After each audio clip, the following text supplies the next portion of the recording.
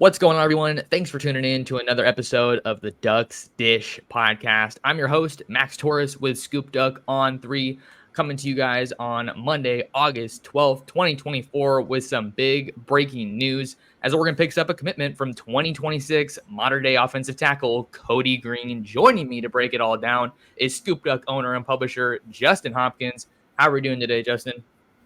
Well, we're doing just Ducky, obviously. So, I think these are some of my favorite podcasts we get to do when there's a commitment. Obviously, people are excited about that. We're excited about that, and it makes for a great podcast. Always fun, like you say, when there is something to talk about. And there's definitely something to talk about with the Ducks landing a commitment from one of the very best players in the 2026 class in Cody Green. Cody Green ended up picking the Ducks, Justin, from a top group that also included Michigan, USC, and Washington.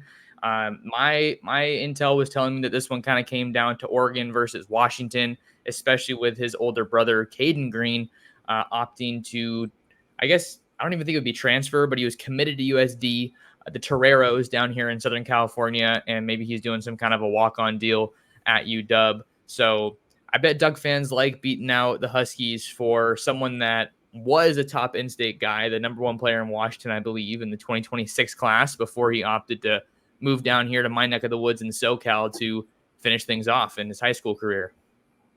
Yeah, like you said, I believe Washington was the other school in this race, and I really do wonder how Washington might have fared with Kalen DeBoer there versus Jed Fish, and I say that just because obviously DeBoer had the successful seasons there, and probably has a better relationship than Jed Fish does, with the family. So you just kind of wonder that, but I still think this is a guy that Oregon had prioritized so early on. I remember writing about him visiting the Ducks early in the fall. I can't remember if he was at Oregon in the spring of last year, but I know that, obviously him visiting for SNL a couple weeks ago, just off the top of my head, without even looking, that was probably his fourth or fifth visit already to Oregon. So, obviously some of those were when he was up at Washington, and now that he's down at California. You actually kind of love that he's at Modern Day. As much fun as it is to take the guys out of Seattle, right out from under the Huskies' nose, I think it's even sweeter when you can get another guy from Modern Day to Oregon. And we'll talk some more, Justin, about that Modern Day to Eugene pipeline, because it is something special, and I think it's something that's really going to help Oregon for years to come as they aim to continue being an elite recruiting power under Dan Lanning. I'm glad you mentioned Kalen DeBoer, Justin, because while I was at practice on Friday at Modern Day, I was talking to some people around the program and trying to see what kind of tidbits I could get, and I was told that Alabama was still making a really hard push, which I think some of the people on the ScoopDuck boards were like, "What are you talking about, Max? That's not even one of his finalists. Like, that doesn't make any sense." But you can't really count anything out. Anything goes, I should say, in today's era of recruiting. And with Courtney Morgan, the general manager there at Alabama, he's a huge part of their recruiting success. And he was one of the many staffers that followed DeBoer from Seattle to Tuscaloosa to get things rolling with the Crimson Tide. So I think that relationships play a huge role. And I think that's why I was hearing some of that Alabama buzz, even though it maybe wouldn't have been the strongest. And I think that you just got to give a tip of the cap to Oregon here with Alik Terry and the work that he was able to do to ultimately get one of the best players in the country along the offensive line to commit to Oregon. Yeah, I wouldn't be surprised if your intel is validated at some point. And what I mean by that is this: he's a 2026 recruit. It's a year and a half before he signs. I'd be absolutely shocked. I'd be borderline disappointed if he didn't take some other visits along the way before December of 2025. So let's just be realistic there. And the way I say it, it might be validated. It wouldn't surprise me if he takes a visit to Alabama at some point. Didn't sound like he was able to get out there. I think the Tide are probably a little bit late in their recruitment of him, but I mean, obviously nothing signed, so they will not give up. And again, I wouldn't be surprised if he makes it out for a game in the fall, or if he makes it out early next year, whatever the case might be. I don't think this is the last you've heard of Alabama. So the one thing I'll say is this, though. with even if Alabama does get in the mix, it most certainly looks like this is a guy that wants to stay out west, right? You look at 3 of his 4 finalists, at least that were on the graphic, and it's USC, Oregon, Washington, and then Michigan. And we've barely heard any chatter about Michigan regarding Green. So to me, it looks like a guy that more than likely wants to stay on the West Coast, which ultimately, if Alabama does make that big push or continue or whatever, should help Oregon at least. So be interesting to see how this one tracks, but I love the momentum. Love that Oregon got an offensive tackle commit, kind of like gets a little bit of the monkey off the back, if you will, for Alik Terry. And, hopefully, I know we'll get to it, but that modern day pipeline right now in that 2026 class, it's awfully nice to get an early commit from modern day. With Oregon and the offensive line, I'm glad you mentioned it, Justin. It kind of felt like they needed this one, right? Just with the way that the things have been breaking for Oregon along the trail lately at offensive line, I think Alik Terry really, really wanted to get this one done. And I think, I don't know, maybe shift the conversation a little bit. Maybe not that he wanted to, but I think the conversation's going to shift from like, oh man, Oregon's missing on these offensive linemen, and then now that Green's in the fold, it'll be like, oh, Oregon got another elite guy, another one from modern day. Like, okay, that's not much of a surprise, which is where you want to be if you're Oregon. But let's talk a little bit more about Green as a player, coming in on the On3 rankings as a 4-star prospect, number 79 player in the country, the number 7 offensive tackle, and the number 10 prospect in the state of California. 6'6", 300 pounds, and he had just about 20 reported scholarship offers at the time of his commitment. And Justin, one of the cool things with Green here is I've been able to spend some time the past 2 years around the modern day program. You look at the modern day offensive line, that looks like a college offensive line, straight up. That's the reason that they've been a preseason number 1 team a number of years. I think it's 5 times in the last 8 years or something like that, and they're number 1 again this year. So I covered DeAndre Carter last year. He ended up at Auburn. He was one of their tackles, I think. And then Brandon Baker as well. He ended up at Texas. We all, of course, know that Oregon was heavily involved there. But you look at Cody Green, and he looks like he belongs at modern day. Just massive guy. And I think he's really going to be someone that improves and benefits from this move to Southern California. Because let's be honest, Justin, the caliber of talent and the competition in Washington isn't bad. There's good players out there. There's good teams. He's playing most of the good teams in the Seattle metro area, but it's nothing like the Trinity League in Southern California with your St. John Bosco's, with your Santa Margaritas and schools like that. So I think that's another reason Oregon fans should be excited about Green, because he's already a great player now, but I think the arrow is pointing up in a big way. Yeah, this is that's the one thing when you recruit somebody from Seattle, from the state of Washington, from Idaho, from Utah, you wonder, Arizona's another one, you wonder, is this a decent player going against really bad competition? Is this guy actually that good? It's hard to know. And, what I like for this move for Green is that we'll definitely know. Like, we'll know in the first few weeks of this season at modern day, like, okay, yeah, this guy's legit. He's going up against, legit competition and looks really good, so, and like you said, week in and week out, he's at modern day. So he's got, Tom and other guys on the other side of the line that he's going against in practice every day, all week long, all season long. So that, again, there, iron sharpens iron. That's going to make him a much better player too. So, you look at his film and he does all these things really well. I love his athleticism for a guy his size is something that I feel is one of his best attributes. And again, he's going to be a pancake monster in Seattle, like you said, which is against fairly good competition. But if he can replicate that down in modern day, you might be looking at a guy that jumps the rankings, maybe, into that top 50 or better if he has a good season at modern day.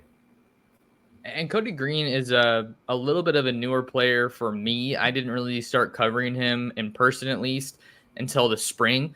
First time I got to meet him was at the Under Armour Los Angeles camp that was held out in Mission Viejo. Huge dude, right? But kind of soft-spoken, a little bit shy. So I'm kind of curious to see how he develops, or just maybe I'm curious to see how he carries himself playing at modern day now with one of the best programs in the country. Is he going to have that nasty edge to him? Because I think back to a Brandon Baker recruitment. He was really highly rated, and I don't know. He seemed like he was the nicest kid. I loved talking to him, loved covering him, but it just felt like he had a little bit more in the tank, Justin, and you just wanted to see him play like he was pissed off or upset.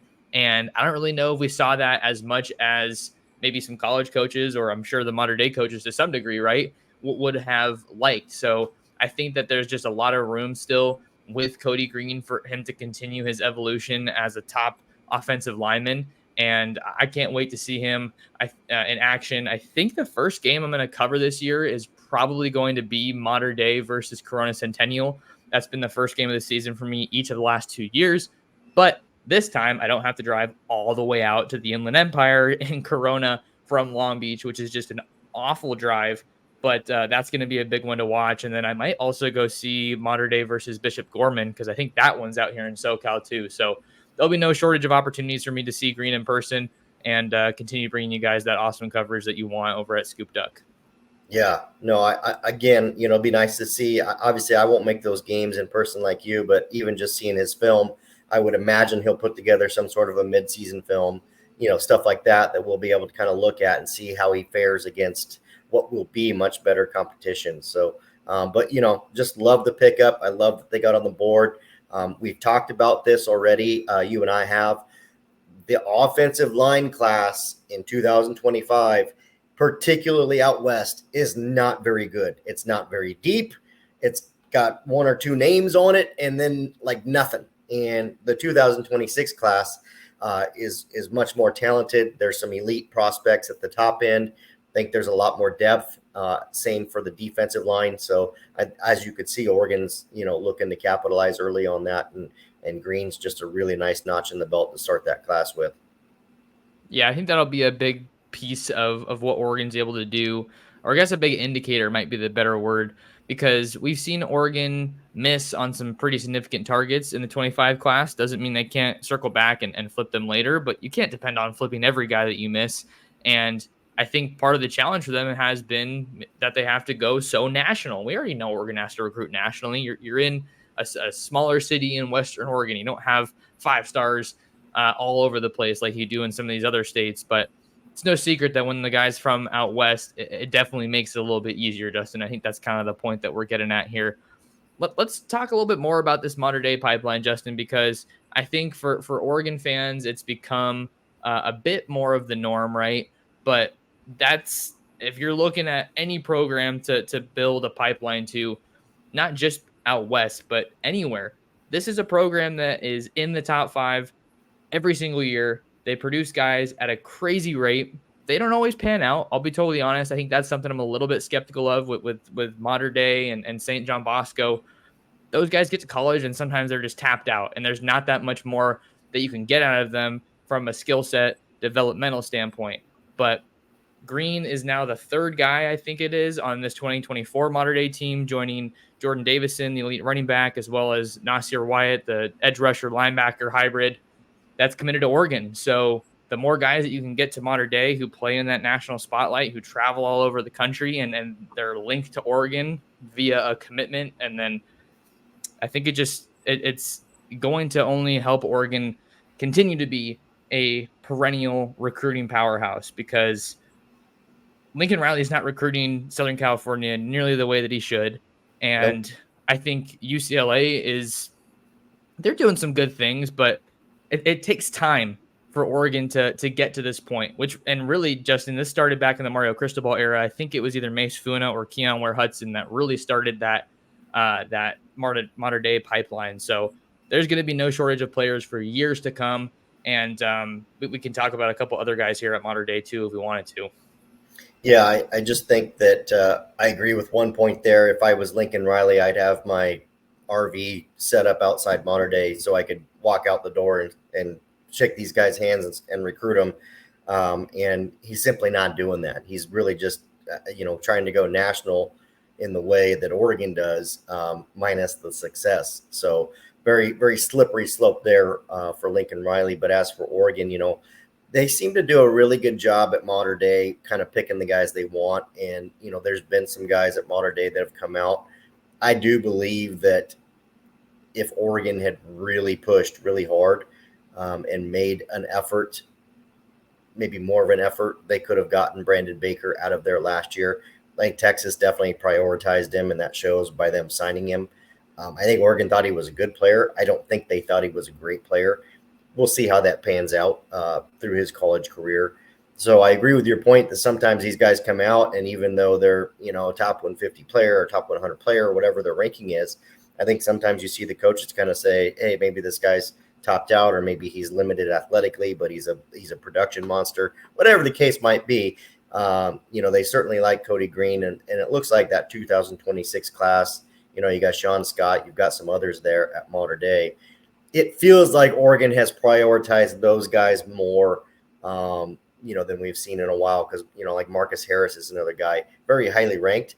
Never really felt like Oregon went after him very hard. Like they just never prioritized him. And there's no way with the way Junior Adams is recruiting that you could convince me that Junior Adams couldn't get in that top 3 or top 4 for Marcus Harris if he didn't want to. So, just kind of interesting to see how some of that plays out. And like you said, keep that pipeline open. That's a great school.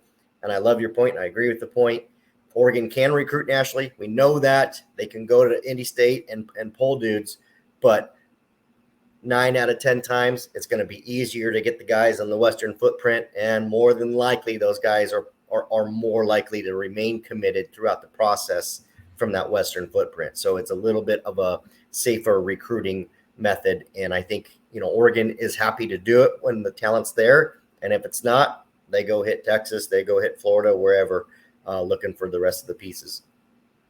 Got a little bit more to add on Mater Dei and Oregon's recruiting efforts out in Santa Ana. But before we get to that, got to give a quick shout out to one of our sponsors here at the Ducks Dish podcast, and that is Ranchito Grill. Not sure what your guys' dinner plans are tonight, but head on over to Ranchito Grill in Springfield at 1537 Mohawk Boulevard. You got to give their homemade tortillas a try. They got great food, a great environment, and they will take care of you. Say what's up to my guy, Ruben, frequent listener of the show, I might add, and let him know that Max Torres sent you.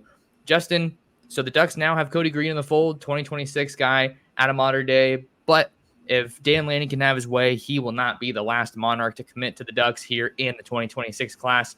2 names I want to talk about. Let's start with the more highly ranked one because he's a huge name. Chris Henry Jr., 6'6", 205-pound wide receiver, 5-star prospect, currently committed to Ohio State, transferred from the state of Ohio down to Southern California for his junior season.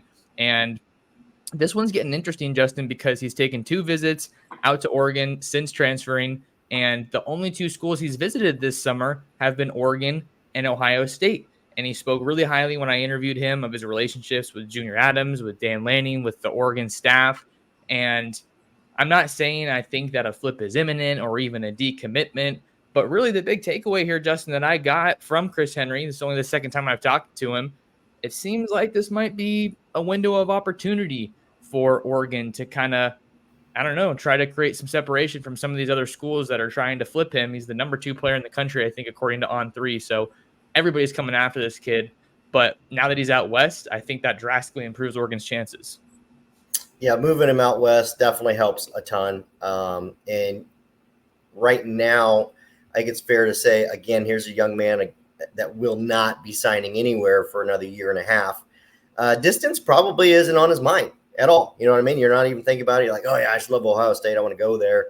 And then what will happen is, a year from now, a little over a year, will be like, oh, man, I'm going to move from all my friends that I have here, my girlfriend, my whatever, my parents, cousins can't come watch me play back at Columbus, all that stuff. That becomes more of a bigger thought. So very much a recruitment like DeCorian Moore and a recruitment like Michael Terry in regards that this guy could go to any school he wants. He could go anywhere he wants.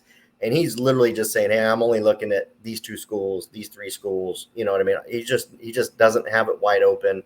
I think that's a smart way to do it. If you know that there's only a couple of schools that you would even consider at this point, don't waste everybody else's time. Don't waste your own time. So I think that's how Henry's handling his recruitment. Right now, it looks like Oregon's the only one with a legitimate shot to peel him away from Ohio State. That could change. It wouldn't surprise me to see Alabama or Texas or somebody try and jump in and entice him with some NIL or whatever the case might be. But for now, if you're Oregon, you're not worried about flipping him today. You're not worried about flipping him tomorrow. You're literally just chipping away at what Ohio State has.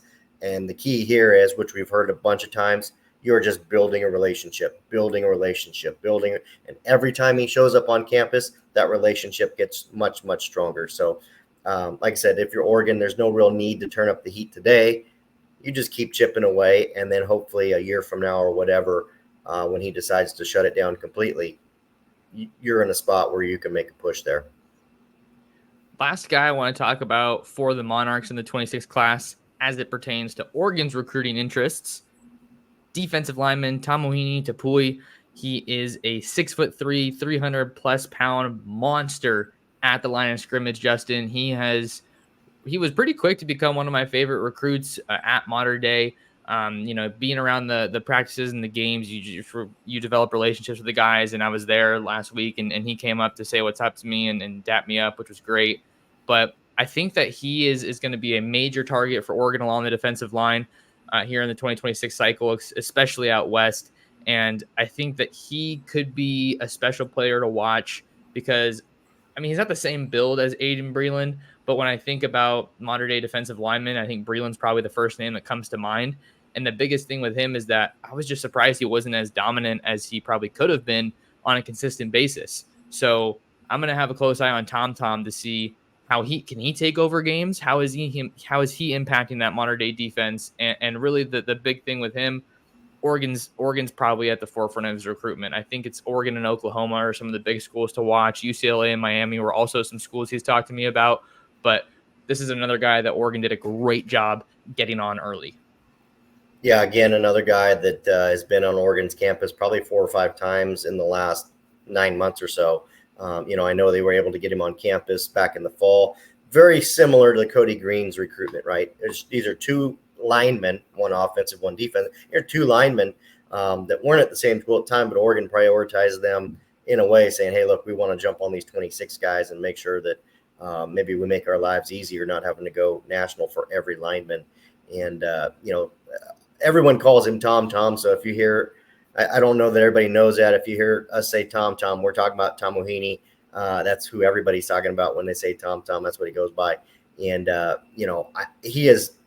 talked to him a couple times, and he absolutely loves the Oregon staff and loves the energy at Oregon and has been super gracious, basically answering pretty much anytime I've hit him up for an interview. So that to me is also an indication of interest because they obviously associate you and I with Oregon or, Scott Schrader with USC or whatever. That kind of thing happens. So, like you said, I don't have too much more to add, but definitely a top target. And I do feel like Oregon's probably the leader at this point.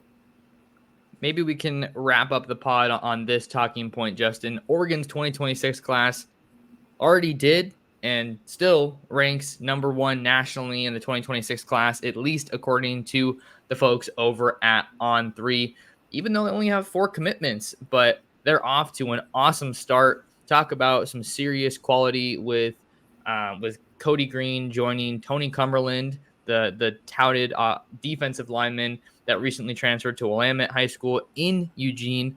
Really seems like he's locked into the Ducks if you're making a move like that, right? And then they also picked up a quarterback in Jonas Williams, as well as a great running back from the Lone Star State, from the great state of Texas, in Tredarian Ball. What do you think about this 2026 class and what's maybe on the horizon here? What are you going to be keeping your eye on?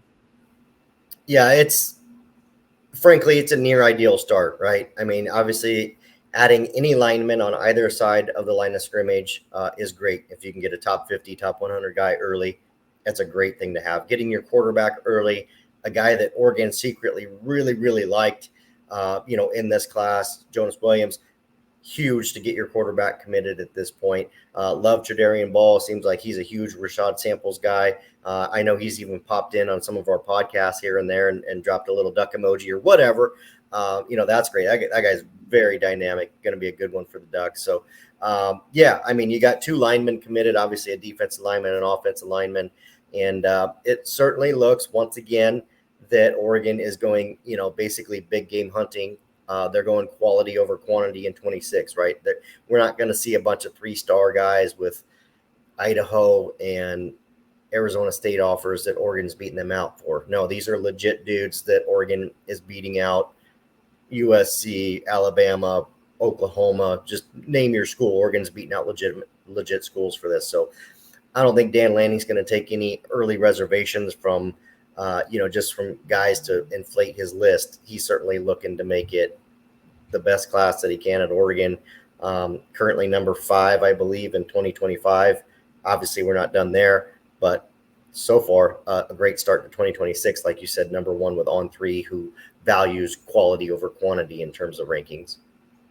And the state of California, Justin, we know it's been the foundation, really, the bread and butter, if you will, for pretty much all of Oregon's recruiting classes. Like, they have a nice pipeline in Texas, and we know they like to shop in Utah and Arizona and Washington, all over the place. I know they're also trying to make inroads into Louisiana and Florida as well. But as it relates to California, and then more specifically, a lot of the coverage that you guys can expect from me in Southern California, this 2026 group is insane. I think a couple names to kind of keep an eye on and maybe bookmark, or definitely follow them. If you guys are big Oregon recruiting fans, you want to follow them on all their social channels. A couple names: Ryder Lyons, quarterback out of Folsom. The Ducks do already have a quarterback in the fold, like we talked about, Justin, with Jonas Williams, but it does seem like Ryder Lyons, it has some chatter about taking a possible mission trip. So I guess that would make him at least a 2027 prospect, at least if you're looking down the line. His older brother, Walker Lyons, a tight end that committed to USC a couple of years ago. I can't remember which cycle it was exactly. Maybe it was 23. But Ryder Lyons is a big one. Brandon Lockhart, USC cornerback commit out of Los Angeles, California, Loyola High School. He's a guy that both you and I have predictions in to flip from USC to Oregon at some point. The Ducks got him back on campus for Saturday Night Live. Someone to keep an eye on as well, Brandon Arrington, an elite athlete from Mount Miguel High School in Spring Valley, California, San Diego area. I might go see him later this week. I'm going to dog sit for my sister who lives in San Diego. So, I'm always thinking, how can I turn this into a recruiting trip and see some of these top guys now that football is back in the air. RJ Sermons out of Rancho Cucamonga, Devon Benjamin, Talanoa Ely out of Orange Lutheran. There's just so many names, Justin, but although I mentioned, I think they've already been to Oregon at least once. Or if you're looking at Lockhart's case, I think that Oregon's really looking like they might be the team to beat. Yeah, Lockhart's, one that, like you said, you and I both have predicted to flip to Oregon, has been to Oregon multiple times. And, they're still coming, the country national. I'll say this. Here's what I think is near ideal for Oregon. If you can get 8 to 10 guys committed from, Oregon or Washington or California, that makes life a lot easier for Dan Lanning. Maybe, you pluck 1 or 2 from Utah in there, you pluck 1 or 2 from Arizona. But if you can get half that class from somewhere Texas west, it makes it a lot easier to be able to go pluck a couple out of Texas to add to it. Maybe grab a guy out of Florida and add to it. Maybe grab a guy out of Missouri or whatever the case might be. But instead of having to say, gosh, we got to go invade Texas and get 6 guys or else we're not going to have the class we need. It just makes life a lot easier. And like you said, you rattled off, 8 names or whatever you rattled off. We haven't even talked about Nevada, haven't even talked about Arizona.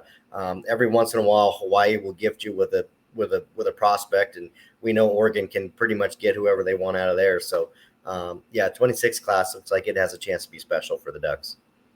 26 class grows for Alik Terry in Oregon as a modern-day offensive tackle. Kodi Greene is the latest commitment for the green and yellow for the Ducks.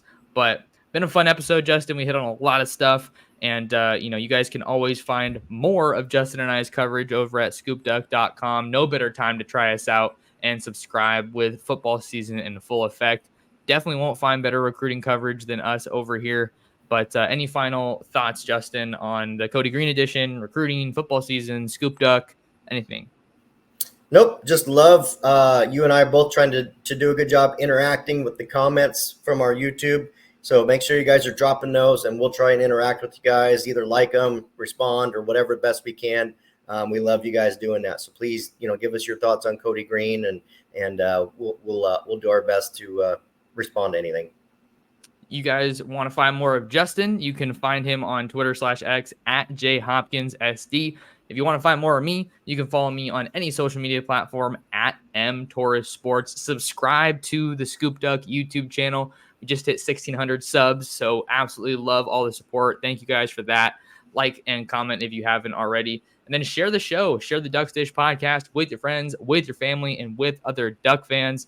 But until next time, big thank you to Justin for sharing some of your thoughts on the big edition. And thank you to you guys for tuning in to another episode of the Ducks Dish podcast.